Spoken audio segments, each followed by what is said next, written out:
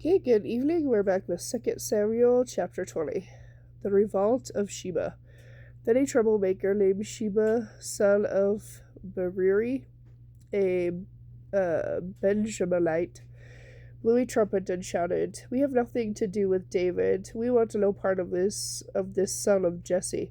Come on, you men of Israel, let's all go home." So the men of Israel deserted David and followed Sheba. But the men of Judah stayed with their king and escorted him from the Jordan River to Jerusalem. When the king arrived at his palace in Jerusalem, he instructed that the 10 concubines that he had left to keep the house should be placed in seclusion. Their needs were to be cared for, he said, but he would no longer sleep with them, so each of them lived like a widow until she died. Then the king instructed Amasa to mobilize the army of Judah within 3 days and to report back at the time. So Amasa went out to notify the troops, but it took him longer than the 3 days he had been given. Then David said to Abishai that the troublemaker Sheba is going to hurt us more than Absalom did. Quick, take my troops and chase after him before he gets into a fortified city where we can't reach him. So Abishai and Joab set out after Sheba with an elite guard from Joab's army and the king's own bodyguard. As they arrived at the great stone in Gibeon, Amasa met them coming from the opposite direction. Joab was wearing his uniform with a dagger strapped to his belt. As he stepped forward to greet Amasa, he secretly slipped the dagger from its sheath. "How are you, my cousin?" Joab said, and took him by the beard with his right hand, as though to kiss him. Amasa didn't notice the dagger in his left hand. Then Joab stabbed him in the stomach with it so that his insides gushed out into the ground. Joab did not need to strike again, and Amasa soon died. Joab and his brother Abishai left him lying there and continued after Sheba. Oh.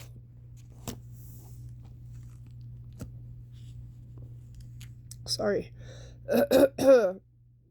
One of Joab's young officers shouted to Amasa's troops, "If you are for Joab and David, come and follow Joab." But Amasa lay in his blood in the middle of the road. Then Joab's officer saw that a crowd was gathering around to stare at him. So he pulled him off the road into a field and threw a cloak over him. With Amasa's body out of the way, everyone went on with Joab to capture Sheba. Meanwhile, Sheba had traveled across Israel to mobilize his own clan of Bichri at the city of Abel Beth Maacah. When Joab's forces arrived, they attacked Abel Beth Maacah and built a ramp against the city wall and began battering it down.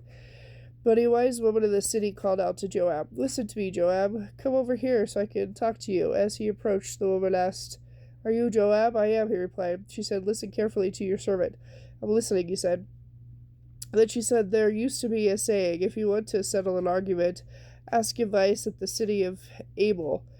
I am one who is peace-loving and faithful in Israel, but you are destroying a loyal city. Why do you want to destroy what belongs to the Lord?" Joab replied, "Believe me, I don't want to destroy your city. All I want is a man named Sheba, son of Bichri, from the hill country of Ephraim, who has revolted against King David. If you hand him over to me, we will leave the city in peace." "All right," the woman replied, "we will throw his head over the wall to you." Then the woman went to the people with her wise advice, and they cut off Sheba's head and threw it out to Joab. So he blew the trumpet and called his troops back from the attack, and they all returned to their homes. So Joab returned to the king in Jerusalem. Joab once again became the commander of David's army. Benaiah, son of sorry if I pronounced that wrong, son of Ikoada, was commander of the king's bodyguard. Adoniram was in charge of the labor force. Jehoshaphat, son of Ahilud, was royal historian. Shiva was the court secretary.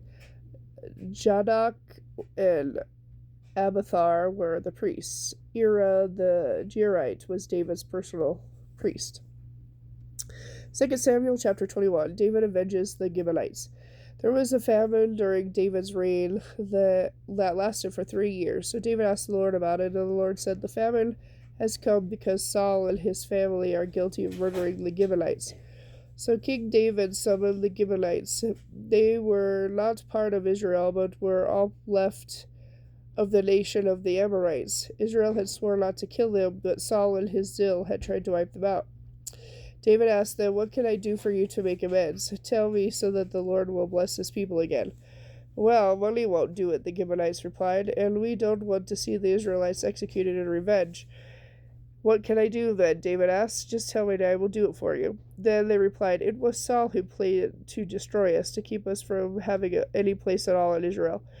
So let 7 of Saul's sons and grandsons be handed over to us, and we will execute them before the Lord at Gibeon, on the mountain of the Lord." "All right," the king said, "I will do it." David spared Jonathan's son Mephibosheth, who was Saul's grandson, because of the oath David and Jonathan had sworn before the Lord. But he gave them Saul's 2 sons, Armali, or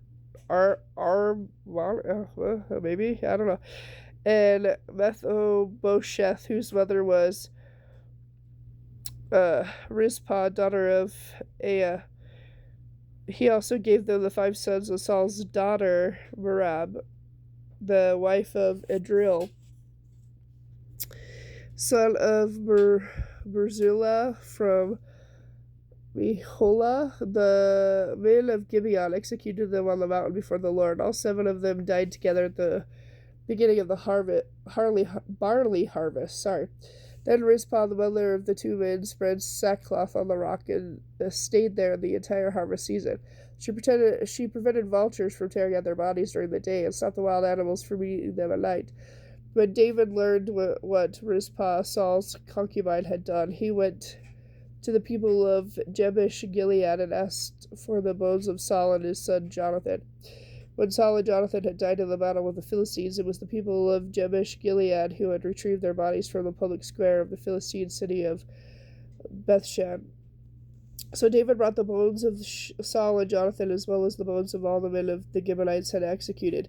He buried them all in the tomb of Kish, Saul's father, at the town of Zillah in the land of Benjamin, and after that got into the famine in the land of Israel. Battles against Philistine giants. So once again the Philistines were at war with Israel, and when David and his men were in the thick of the battle, David became weak and exhausted. Ishbai Belaam was the descendant of the giants. His bronze spearhead weighed more than 7 pounds, and he was armed with a new sword. He had cornered David and was about to kill him, but Abishai, son of Zerah, came to the rescue and killed the Philistine. After that, David's men declared, "We are not going to battle again. Why should we risk snuffing out the land of Israel?" After this, there was another battle against the Philistines at Gob. As they fought, Sibekah from Hushkah killed Saph, another descendant of the giants. In still another battle at Gob, Elhanan, son of Jar from Bethlehem, killed the brother of Goliath of Gath, and the handle of his spear was as thick as the weaver's beam. In another battle, when the Philistines at Gath, a huge man with 6 fingers on each hand and 6 toes on each foot, and descendants of the giants, defied and taunted Israel. But he was killed by Jonathan, and the son of David's brother Shimei. These 4 Philistines were descended from the giants of Gath, but they were killed by David and his warriors. Okay, and with that, I'll be back later with chapter 22.